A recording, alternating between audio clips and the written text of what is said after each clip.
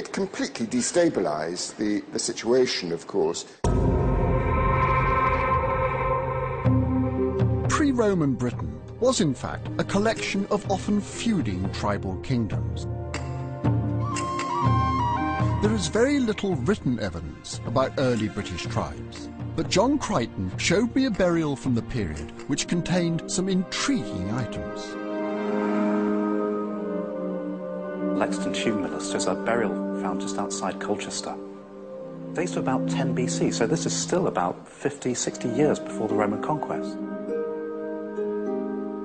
Containers of Roman wine, small little Cupid, bronze work coming in from the Italian world.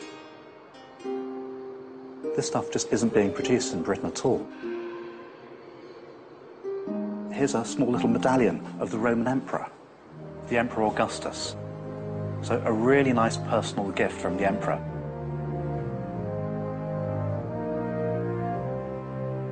But why would an Iron Age king in Britain want to have a Roman emperor's head in his grave? They're associating themselves with Rome. It's like all the satellite states around the Soviet Union or the influence America had in Central America. Big, powerful empires have very, very close relations with all the states around them. Certain tribal leaders in Britain had been friendly with Rome for decades before the invasion. Their coins reflect the glory of the empire. Coinage is never politically neutral. It's always saying something, it's always meaning something. It has its own native style to start with. But then, around about the time of this kind of burial, we start finding classical imagery appearing on the coins. So they would have been familiar with classical literature? Certainly the upper tier, yes. And that can't be a coincidence. The kings in Britain are very tightly bound in with the power politics in Rome. We see them adopting the same imagery, again showing their affiliation to the New World Order. There was one British king known as Verrica, who was on particularly good terms with Rome. His tribe was the Atrebates. In the most complete version of the Roman invasion, the historian Cassius Dio describes Verrica inviting the Roman troops in. A certain Verrica had persuaded the Emperor Claudius to send a force to Britain, led by the distinguished Senator Plautius. This wasn't a subservient relationship. Verrica would help the Romans if he was able to do so, and that they would help him if need be. In AD 43, the need did arise when Verrica's kingdom was invaded. The Atrebates had been effectively under military occupation by tribes from the north. That rather implies that, to people down here at least, the Romans weren't that unwelcome. The Romans arrived as liberators. This is a revolutionary idea, but can it be supported by archaeology? Cassius Dio on the invasion. On the way across, they were first discouraged, but they recovered when they saw a flash of light cross the sky from east to west, the direction they were traveling.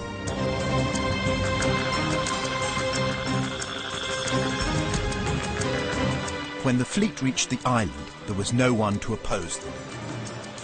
Dio, however, omits to mention where the invasion took place. Why was I taught as a student that the Romans landed in large numbers on the Kentish shore at Richborough? There had been excavations at Richborough which certainly discovered some early military evidence. They looked at the 3rd century account and added topographical details so that a battle on the Medway became almost a historical fact, though actually the River Medway is nowhere mentioned. So archaeologists invented it? Yes, it's a total invention. If the Romans didn't arrive at Richborough, where did they land? There is another possible site for the Roman invasion. Chichester Harbour, slap bang in the middle of Verrica's territory. This is a fairly typical tidal creek. What makes it special? It's nice and sheltered, a wonderful natural harbour, which would have allowed large numbers of men to be disembarked. Yes. If you had a Roman invasion arriving here, what sort of number of boats? Perhaps 200 or 300. Yeah. So a large number of boats that would need to be manoeuvred.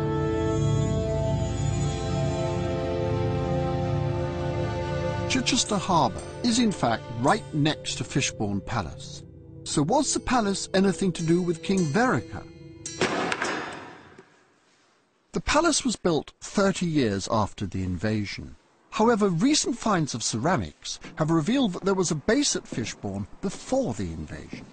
John Manley was involved in the excavations.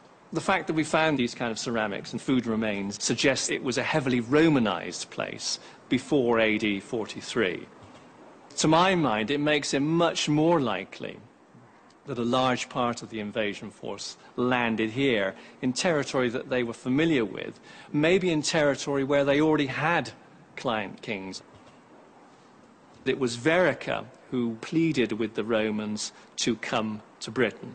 And Vereker lived somewhere around here, Chichester Fishbourne area, and that was used as a pretext for the invasion of Britain.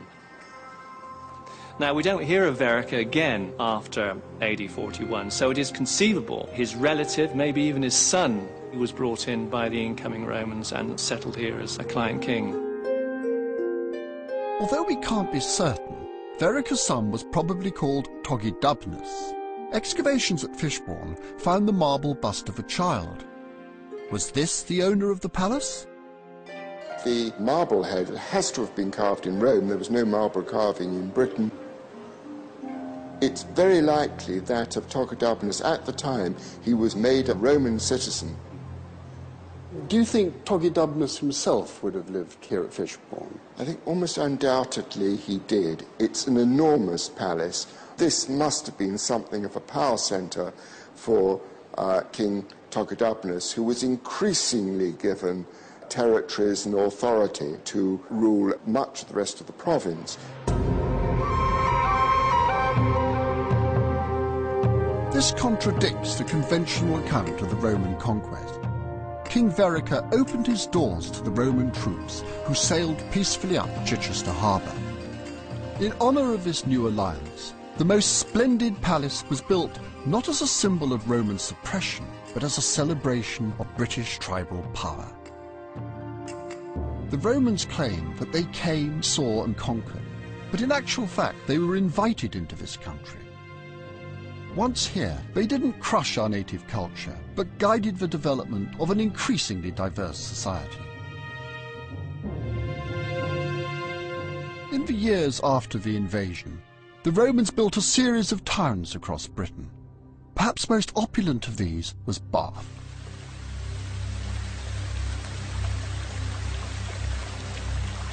The buildings here typify the elegance and the glory of the Roman Empire. The town was built on the site of an ancient spring, which had been a religious site for thousands of years.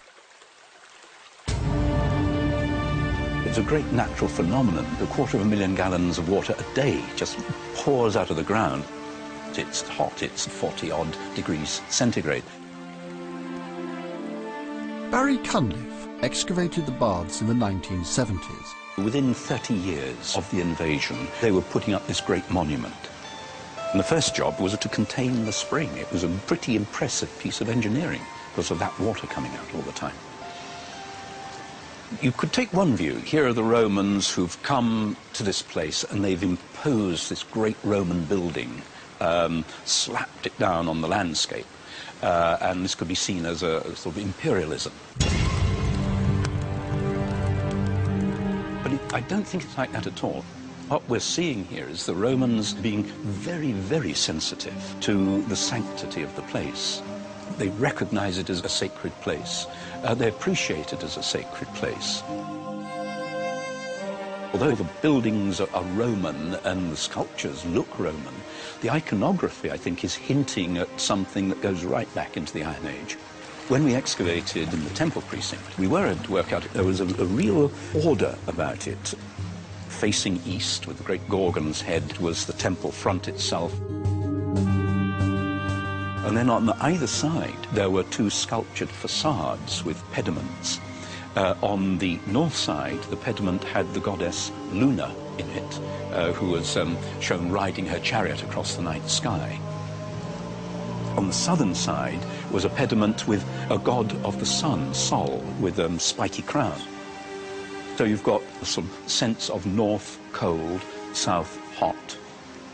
The south side presiding over the hot spring.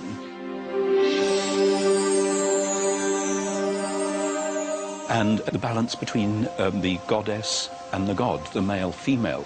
This encapsulates a much earlier belief. So the Romans are, if you like, taking over the sacred geography of the place and are monumentalizing that.